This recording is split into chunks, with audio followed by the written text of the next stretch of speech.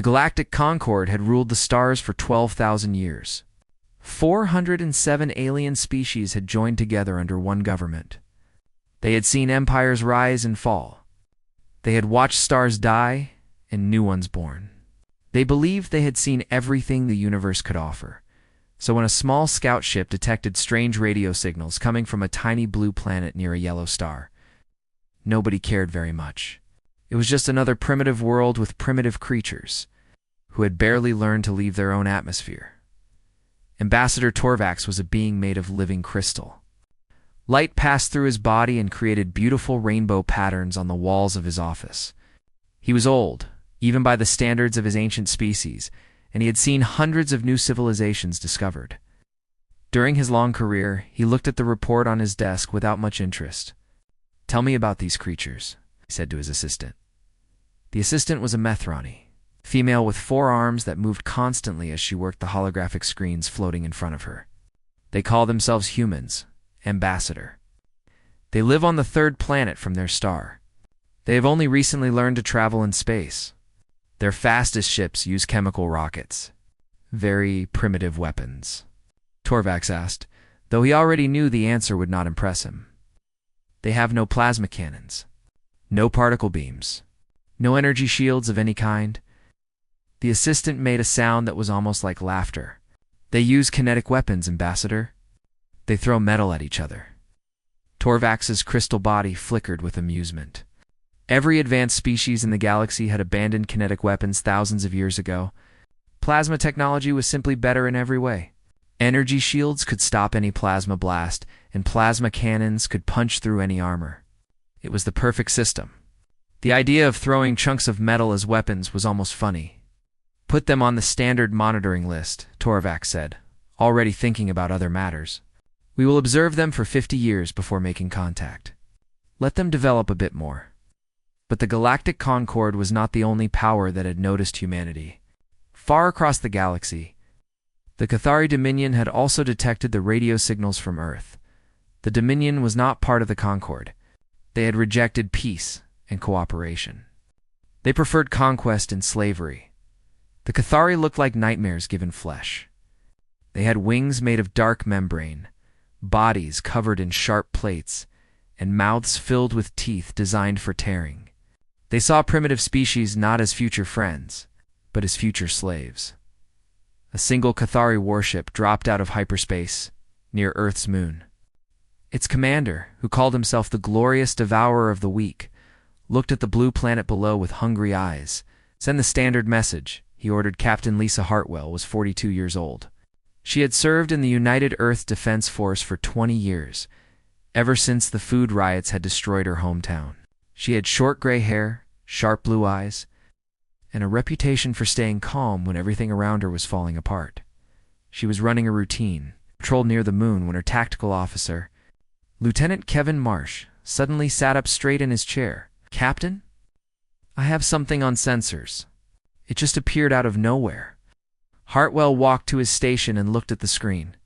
The ship that appeared there was like nothing she had ever seen. It looked almost alive, with curves and shapes that no human engineer would ever design.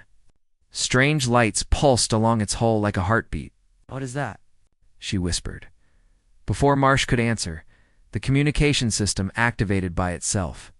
An alien voice filled the bridge, translated into harsh English by some technology humans did not understand. "Creatures of this world, you will submit to the Dominion. Your people will serve us. Your planet will feed us. Resist, and you will be harvested. You have 1 hour to surrender." The bridge fell silent. Every crew member stared at the speakers, as if they could not believe what they had just heard. First contact with alien life, and it was a threat of slavery. Hartwell felt fear, but only for a moment. Then something else took over. Something that had been bred into humanity over millions of years of survival. Something that refused to bow down to any threat, no matter how powerful. "All stations, battle stations," she said, her voice steady and cold. "Charge the main battery." Her weapons officer, a young woman named Amy Chen, looked at her with wide eyes. "Captain, we don't know anything about their technology. Our weapons might not even scratch them." "Then we'll find out," Hartwell replied. I'm not surrendering my species to anyone. Not without a fight. Human ships began to move into formation. They were small compared to the alien vessel, and their technology was primitive by galactic standards. But each one carried a weapon that the galaxy had forgotten about long ago. The railgun was simple in concept. It used electromagnetic force to accelerate a metal slug to incredible speeds. No explosives. No fancy energy beams. Just pure kinetic force.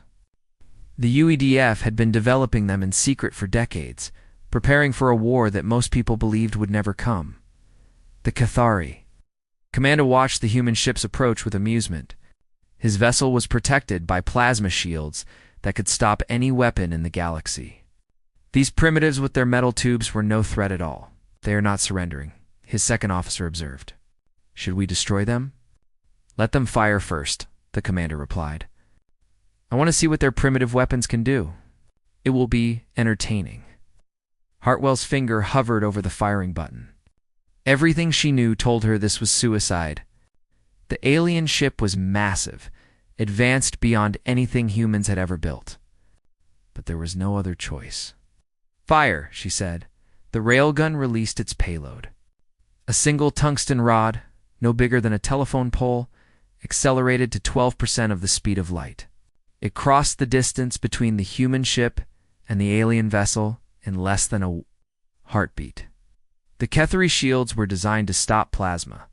They dispersed energy, spreading it out so that no single point received too much heat.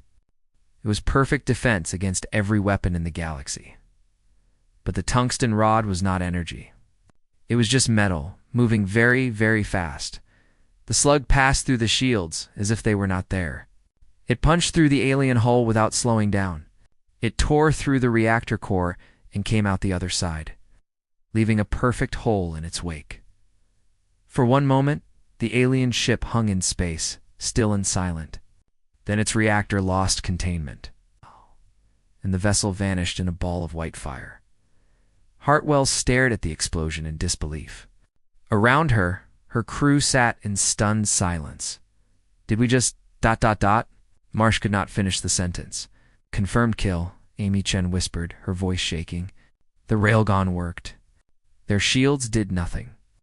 Hartwell let out a breath she did not know she had been holding. They had done it. They had killed an alien warship with a weapon the galaxy considered primitive and useless. But she knew this was not the end.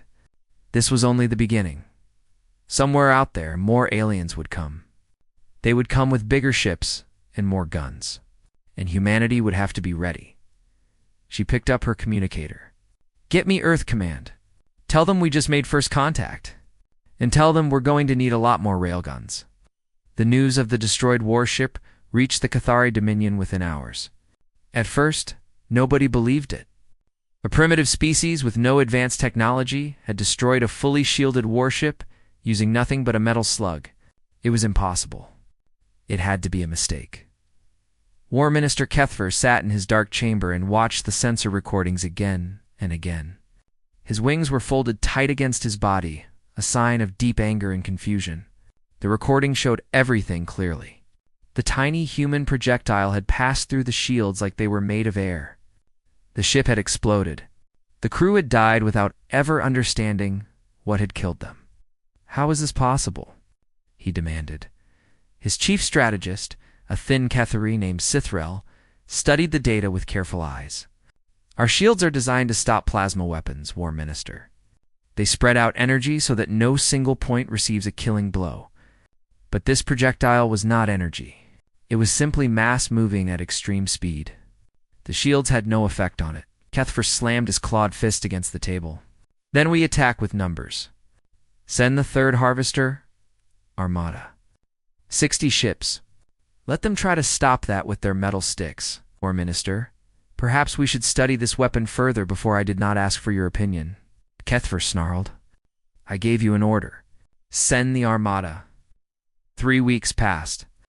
On Earth, humanity worked without rest. Every factory that could build railguns switched to full production. Every ship that could carry them was fitted with the new weapons. Secret military bases that had been hidden for decades were suddenly revealed as massive railgun platforms. Commander Daniel Reyes stood on the bridge of the carrier Endurance and watched his fleet take position near Jupiter. He was a tall man with dark skin, serious eyes, and a reputation for staying calm under fire. He had served in 3 wars on Earth before joining the space fleet, and he had seen enough death to last a lifetime. But nothing had prepared him for this. "How many ships do we have?" he asked his executive officer. Lieutenant Commander Amy Vance checked her screens. She was a small woman with red hair and freckles, but her soft appearance hid a brilliant tactical mind. 27 combat vessels, sir, plus 42 orbital platforms and 16 ground-based batteries. All railguns are charged and ready, and the aliens. Intelligence says 60 ships. Maybe more. Reyes nodded slowly. The numbers were not good, but they were better than he had expected. Then we make every shot count. The Dominion Armada arrived like a storm of darkness. 60 ships dropped out of hyperspace in perfect formation. Their weapons already powered and their shields glowing with energy. Each ship was larger than anything humanity had ever built. Together, they looked like an unstoppable force of destruction. Grand Admiral Sithina commanded the Armada from her flagship. She was old for a Cathari, her wings scarred from a dozen battles, her body covered in the marks of her victories. She had conquered 11 worlds and enslaved billions of creatures. These humans would be just another entry in her record. "Open communications," she ordered. "Let them hear their fate." Her message was broadcast across all frequencies. "Humans, you have destroyed one of our vessels. For this crime, your entire species will be erased from existence. Your planet will be burned to ash. Your genetic material will be kept only as a curiosity in our museums. Surrender now, and we will grant quick deaths to some of you. Resist, and you will all suffer." Reyes listened to the message with a calm face. Inside, his heart was pounding, but he did not let it show. His crew needed him to be strong. "They really like to talk, don't they?" Vance muttered. "Hey, it's psychological warfare," Reyes replied. "They want us scared, afraid people make mistakes." He picked up his communicator and opened a channel to the entire fleet. "All ships, this is Commander Reyes. You've heard what they want. They want us to give up. They want us to lie down and die. But that's not what humans do. We fight. We've always fought. And today, we're going to show these aliens what happens when they threaten our home. All batteries prepare to fire on my command." Grand Admiral Sithana watched the human fleet with contempt. Such small ships, such primitive technology. They had gotten lucky once, catching a single warship by surprise. But luck would not save them now. "They're not surrendering," her tactical officer reported. "Of course not," Sithina replied. "Primitive species always resist at first. It is in their nature. But they will learn. Once we destroy a few of their ships, the rest will beg for mercy. They are charging their weapons." Sithana made a sound that was almost laughter.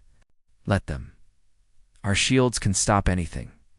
On the Endurance, Reyes watched the targeting systems lock onto the enemy ships. 300 railgun batteries across the human fleet were ready to fire. 300 tungsten slugs, each one accelerated to 18% of light speed. "All batteries report ready," Vance announced. "Fire," Reyes said. The railguns released their payloads together. 300 metal rods streaked across space, invisible to the naked eye, too fast for any sensor to track. They crossed the distance between the two fleets in seconds. The Cathari shields did nothing. 12 ships died in the first 3 seconds. The tungsten rods passed through them without slowing down, punching holes through shields and armor and reactors. Some ships simply exploded. Others broke apart, spilling bodies and atmosphere into the cold void. Grand Admiral Sithina had 4 seconds to understand what was happening. She saw the ships around her dying. She saw her screens fill with emergency alerts. She opened her mouth to give an order. Then a railgun slug hit her bridge. She thought nothing ever again. The battle lasted 11 minutes. The Dominion ships tried to fight back. They fired their plasma cannons, launched their missiles, attempted every tactic they knew. But human ships were designed for high-speed movement. They dodged and weaved through the alien fire, while their railguns reloaded and fired again. Wave after wave of tungsten. Death tore through the Dominion armada. Ships exploded. Escape pods launched. Survivors screamed for help that would never come. When it was over, 43 Dominion ships were destroyed. The remaining 17 fled into hyperspace, their crews broken and terrified. Vance checked her screens twice before speaking. "Sir, we lost 2 ships. The corvette's steadfast in horizon. 37 crew members dead." Reyes closed his eyes for a moment. 37 lives. Good people with families and dreams. But it could have been so much worse. "Send a message to Earth Command," he said quietly. "Tell them we won. Tell them the railguns work. And tell them this is probably not over." On Earth, the news spread like wildfire. Humanity had faced an alien armada and won. The impossible had become real. People danced in the streets, cried tears of joy, held their loved ones close. But in the halls of power, the celebrations were more muted. Secretary General Maria Santos stood at her window and looked up at the stars. She was a small woman with gray hair and tired eyes, but her voice could command armies. "They'll be back," she said to her advisors. "This was just the first wave. We need to be ready for what comes next." She turned away from the window. "Double the production of railguns. Triple it if possible. We're not done fighting yet." The destruction of the Dominion armada sent shockwaves across the galaxy. Every species in the Galactic Concord watched the recordings with growing fear. The Cathari were cruel and dangerous, but their technology was standard. Their shields, their weapons, their ships were similar to what any member of the Concord might use. And they had been destroyed by a species that most scientists still classified as barely spacefaring. Ambassador Torvax called an emergency meeting of the Concord High Council. Representatives from all 407 member species gathered in the Great Hall, a massive chamber that floated in deep space, far from any star. Some beings appeared in person. Others sent holographic projections. A few existed as pure thought and manifested as patterns of light. "We have a problem," Torvax announced, his crystal body pulsing with worried colors. "The humans have developed a weapon that our shields cannot stop." The chamber erupted in noise. Hundreds of species talking at once, each in their own language, each with their own fears. "Impossible," declared Fleet Commander Threncax of the Orion hegemony. He was a massive creature with thick armor and 4 powerful arms. "Kinetic weapons are primitive.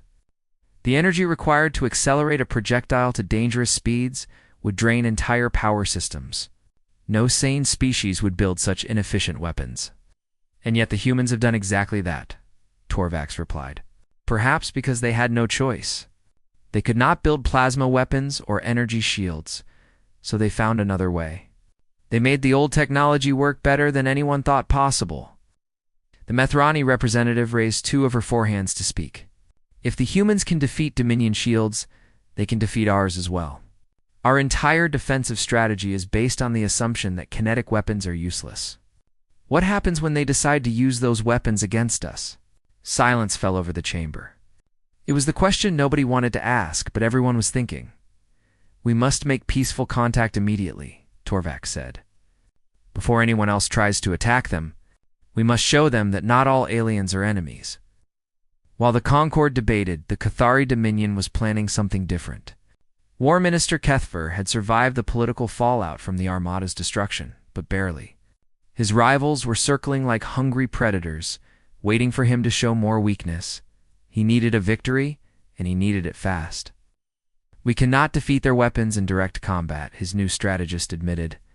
"The kinetic projectiles move too fast to intercept. Our shields are useless. But there may be another way." Kethfer leaned forward, his eyes glinting with cruel intelligence. "Tell me. The humans have defensive positions around their home planet and their nearby colonies. But they cannot defend everything. They have supply ships, transport vessels, mining stations. These targets are soft and unprotected." A slow smile spread across Kethfer's face.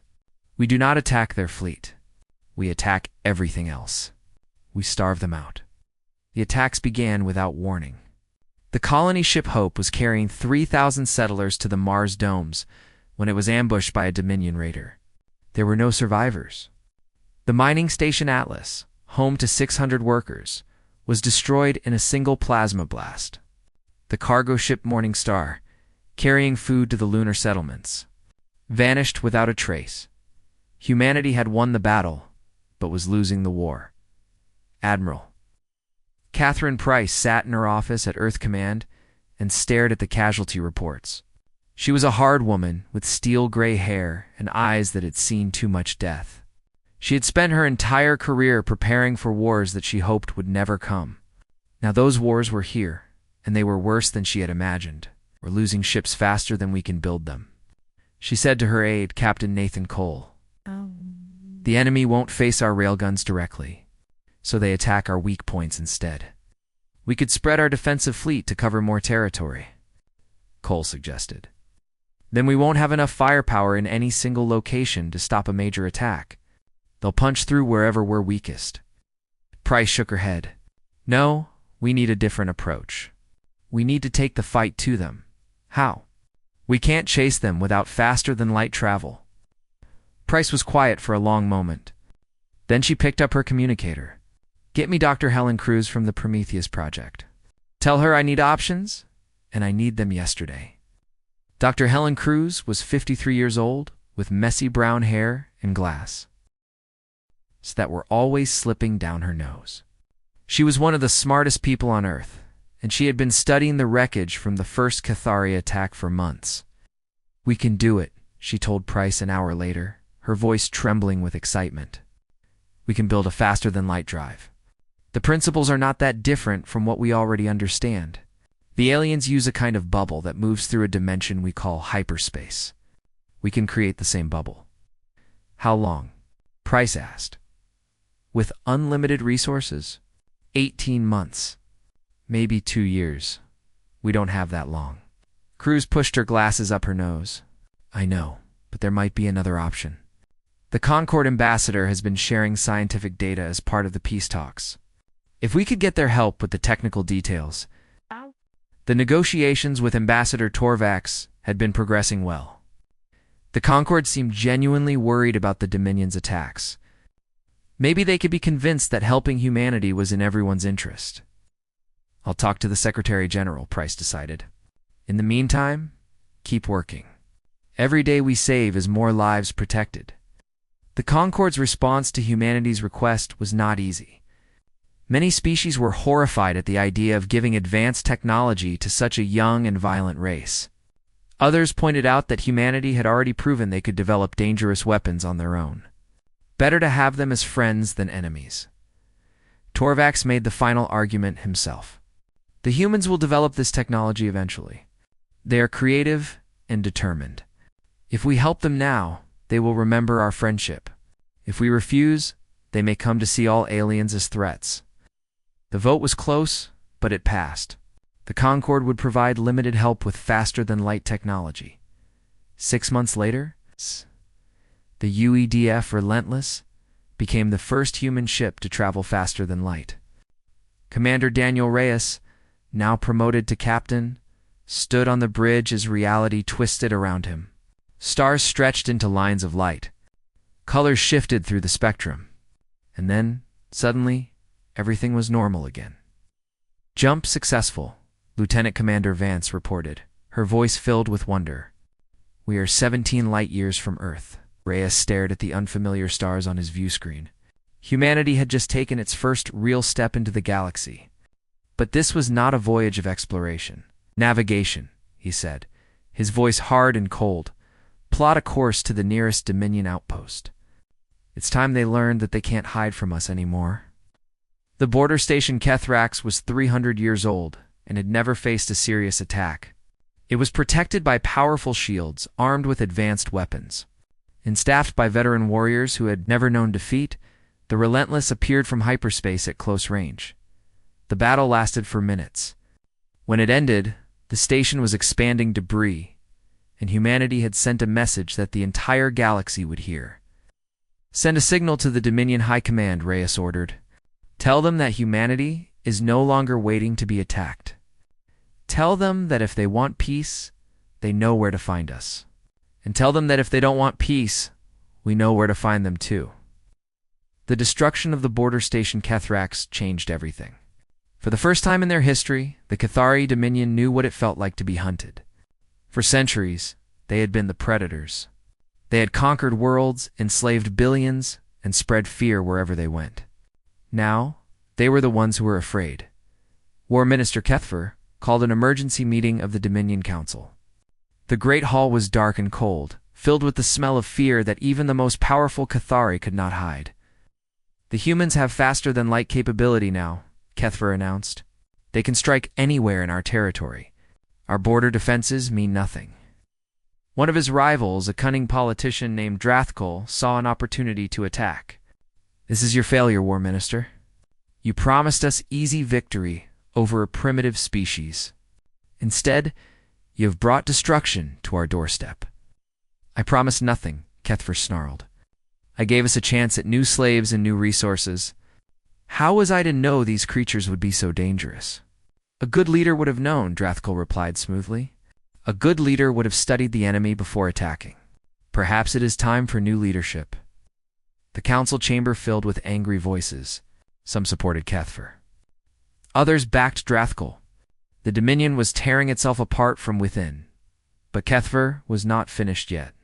He had one more plan, one final gamble that could save everything or destroy it all. We attack Earth directly, he announced, his voice cutting through the noise like a blade.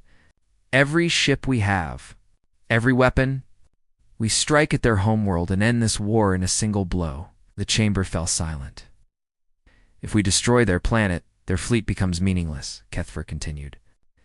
They will have nothing left to fight for. They will scatter and die in the void of space. It is our only chance. Drathkol shook his head slowly. You are insane. Their defensive positions around Earth are the strongest in their territory. We would lose half our fleet trying to break through, and we'd lose half our fleet. The alternative is slow death, as they pick apart our empire piece by piece. Kethfer spread his wings wide. I say we end this now. Who stands with me? The vote was close, but Kethfer won. The Dominion would gamble everything on one final attack. On Earth, humanity prepared for the worst. Intelligence reports indicated a massive buildup of Dominion forces. Something big was coming, and everyone knew it. Admiral Lisa Hartwell stood on the bridge of her new flagship, the carrier Defiance. She had been promoted 3 times since that first contact near the moon. Now she commanded the entire home defense fleet. The most powerful military force humanity had ever assembled. How many ships do we have? She asked her flag captain, a serious man named Stephen Park. 112 combat vessels.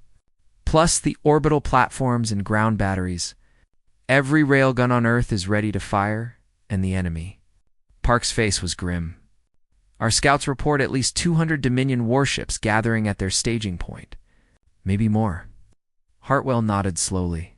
The numbers were not good, but she had faced worse odds before. Then we make sure every shot counts. Get me a channel to all ships, her voice echoed across the fleet. All hands, this is Admiral Hartwell. The enemy is coming with everything they have. They think they can destroy our home, kill our families, end our species. They're wrong. We've beaten them before, and we'll beat them again. Hold your positions. Trust your training, and remember what we're fighting for. The Dominion fleet arrived like a wave of darkness. 237 ships dropped out of hyperspace at the edge of the solar system and began their long approach toward Earth. Their formation was tight and disciplined, designed to concentrate their firepower and overwhelm the human defenses. War, Minister Kethfer commanded from his flagship.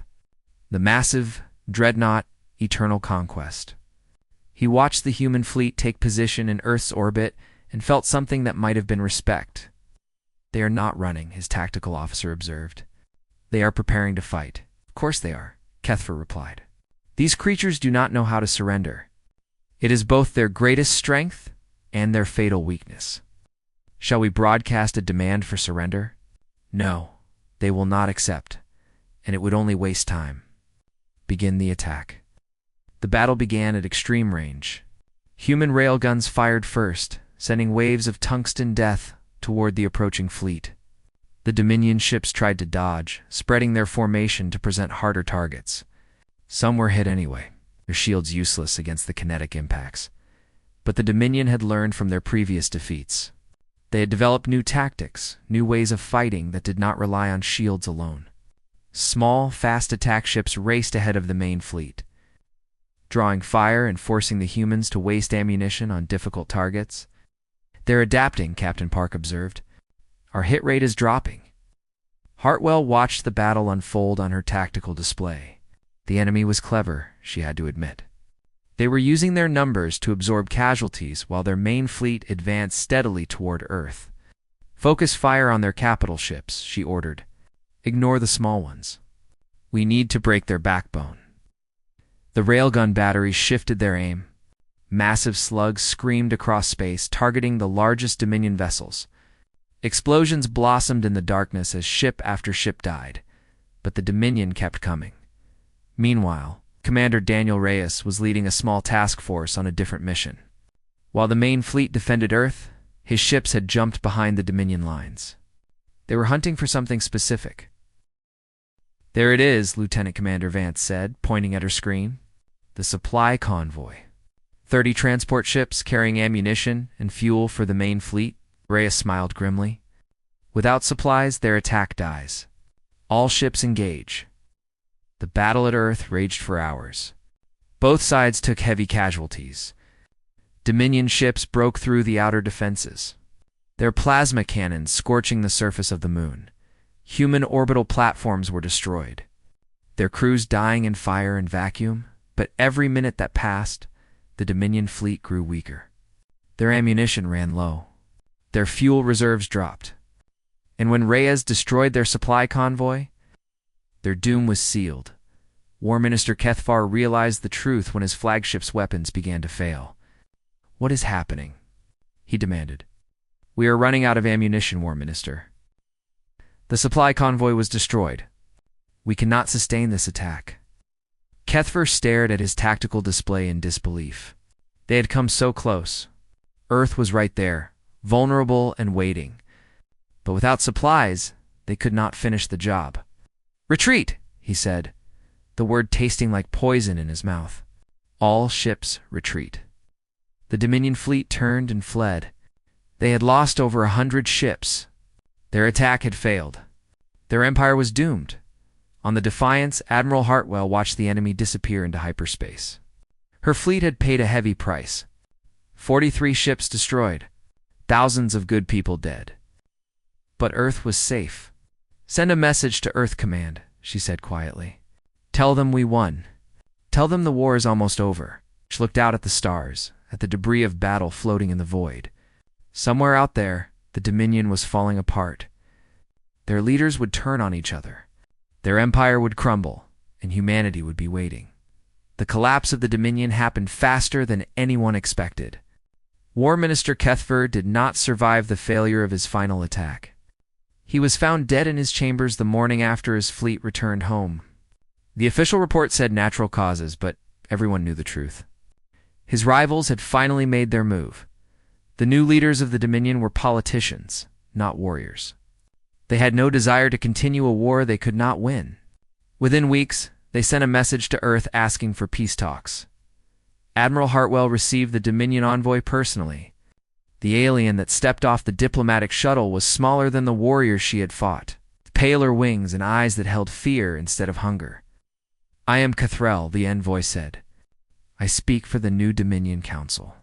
We wish to end this conflict." Hartwell studied the alien for a long moment. Part of her wanted revenge. She thought of all the people who had died. The colonists on the Hope, the workers on Atlas, her own crew members, who had given their lives defending Earth, but revenge would not bring them back. And continuing the war would only create more death. "What terms are you offering?" she asked. The negotiations took 3 months. The Dominion agreed to pay compensation for the lives they had taken. They agreed to share certain technologies as payment for their aggression. They agreed to recognize human territory and never attack it again. In exchange, humanity agreed not to destroy the Dominion completely. Some voices on Earth called for total victory, for burning every Dominion world until nothing was left. But Secretary General Maria Santos made the final decision. "We are not conquerors," she said in her address to the United Nations. "We did not start this war. We only finished it. And now that it is finished, we must show the galaxy that humans can be, merciful as well as strong." The peace treaty was signed on a space station orbiting Mars. Representatives from both species stood together as the documents were recorded and transmitted across the galaxy. The Galactic Concord watched with great interest. Ambassador Torvax had spent months getting to know humanity, and what he had learned filled him with a strange mix of hope and caution. "They are remarkable creatures," he reported to the Concord Council. "Violent, yes. Capable of great destruction, but also capable of mercy and wisdom. They chose not to destroy the Dominion when they had the power to do so. That speaks well of their character. Can they be trusted?" asked the Metherny representative. "Can anyone be trusted completely?" Torvax replied. "But I believe they can be partners. They have shown that they will fight to defend themselves. They have also shown that they will make peace when the fighting is done. That is more than many species can say." The vote to accept humanity as a provisional member of the Galactic Concord was not easy. Many species still feared the railgun technology that had changed the balance of power so dramatically. Others worried that humans would use their new status to expand aggressively across the galaxy. But in the end, the vote passed. Humanity was officially part of the galactic community, 5 years after first contact. The UEDF Odyssey prepared for humanity's first interstellar exploration mission. The ship was the most advanced vessel ever built by human hands. Combining human engineering with technology shared by the Concorde, its railguns were more powerful than ever. Its shields, while different from the standard galactic design, could stop plasma weapons and kinetic impacts alike. Commodore Daniel Reyes stood on the bridge and watched the crew prepare for departure. He was older now, his hair touched with gray, his face marked with lines from years of war and worry. But his eyes were still sharp, and his heart was still strong. "All stations report ready for departure," Lieutenant Commander Amy Vance announced. She had been with him since the Battle of Jupiter, and he could not imagine commanding without her. "Navigation," Reyes said. "Set course for Tau Ceti. We've got a lot of stars to explore." Before they jumped to hyperspace, Reyes took one last look at Earth. The blue planet hung in space like a jewel, beautiful and fragile. Billions of people lived there, going about their daily lives, trusting that the fleet would keep them safe. He remembered the day the first alien ship had appeared near the moon. He remembered the fear that had gripped him when he realized they were not alone in the universe. He remembered the battles, the losses, victories, and he remembered the moment when he realized that humanity would survive. Not because they were the strongest species in the galaxy, not because they had the best technology, but because they refused to give up. Because they fought when fighting was needed and made peace when peace was possible. Because they were human. "Jump complete," Vance reported as the Odyssey emerged in a new star system. "We are now in the Tau Ceti system.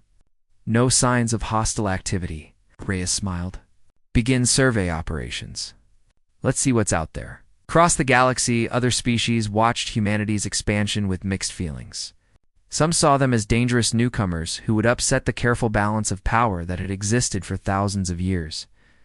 Others saw them as potential allies. Brave warriors who could help defend against future threats. Ambassador Torvax, who had become humanity's greatest advocate in the Concorde, offered his own perspective. "The galaxy is changing," he said. "The old assumptions no longer apply. We must learn to adapt, just as the humans have. They were primitive, and we ignored them. They developed weapons we could not counter, and we feared them. Now they are our partners, and we must learn to work with them." On the Odyssey, Commodore Reyes stood at the observation window and watched an alien sunrise over a world no human had ever seen before. The star was different from Sol, casting light in slightly different colors. The planet below had oceans of purple and continents of gold. It was beautiful, and it was just the beginning. "Sir," Vance said, coming to stand beside him, "we're detecting signals from the third planet. Artificial signals. There might be intelligent life here." Reyes nodded slowly. "Another species to meet. Another chance to make friends or enemies.